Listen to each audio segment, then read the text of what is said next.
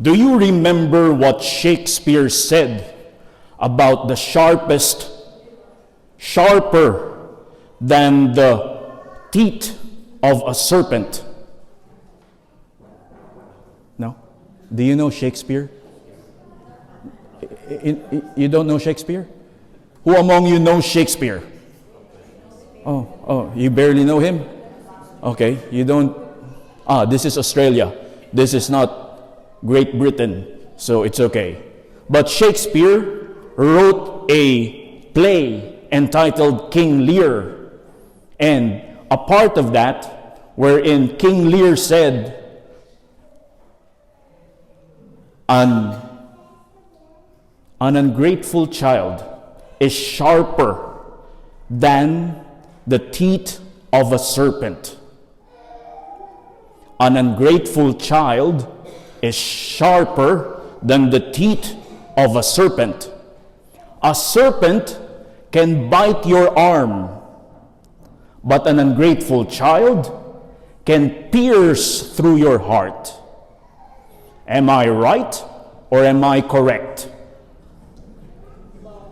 Both. Lovely. Thank you. When we're confronted by ingratitude, it pains us to our core. Do you have children who are ungrateful? What do you feel when your children don't even remember that it was your birthday? It hurts. Much more if they don't express their gratitude to you. It hurts.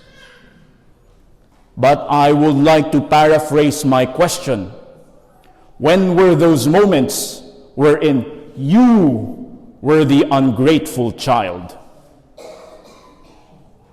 In today's gospel reading, it seems Jesus is affected by the ingratitude nature of the 9 lepers. Remember Jesus' reaction?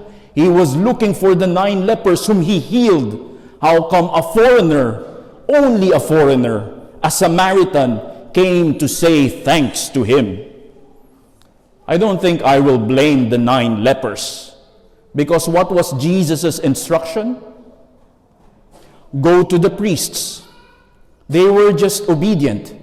Because in the Jewish culture, if you were healed from a skin disease, which makes you ritually unclean, you have to present yourself to the priest so that the priest would recognize that you have been healed, so that you can be part of the community again. So the 9 lepers who were healed were just obeying the law. But it seems in today's gospel, for Jesus, there is something far weightier than the obedience of the law. It is gratitude. Deep sense of gratitude. I ask you, what are you grateful for? Are there anything or are there persons in your life or are there events in your life that you are grateful for? Or are you like a typical leper, can no longer feel anything? Is there still space in your heart to be grateful for? Are you grateful for the people who are seated beside you? How come you don't even bother to look at them? So what are you grateful for? Who are you grateful for? Second point. Have you ever had leprosy? Do you know what it means to have leprosy? To have leprosy means that your nervous system can no longer feel pain. So your ear would fall off and you won't feel anything. Your nose, even though it has buttocks, it will fall off and you won't feel anything. because the nervous system has been eaten by the disease. So, when healing happened for these 10 lepers, especially for the Samaritan, what made him realize that he has been healed? He started to feel what? Pain. Because a leper cannot feel pain. So as soon as he has been healed, the first thing that he realizes, he feels pain.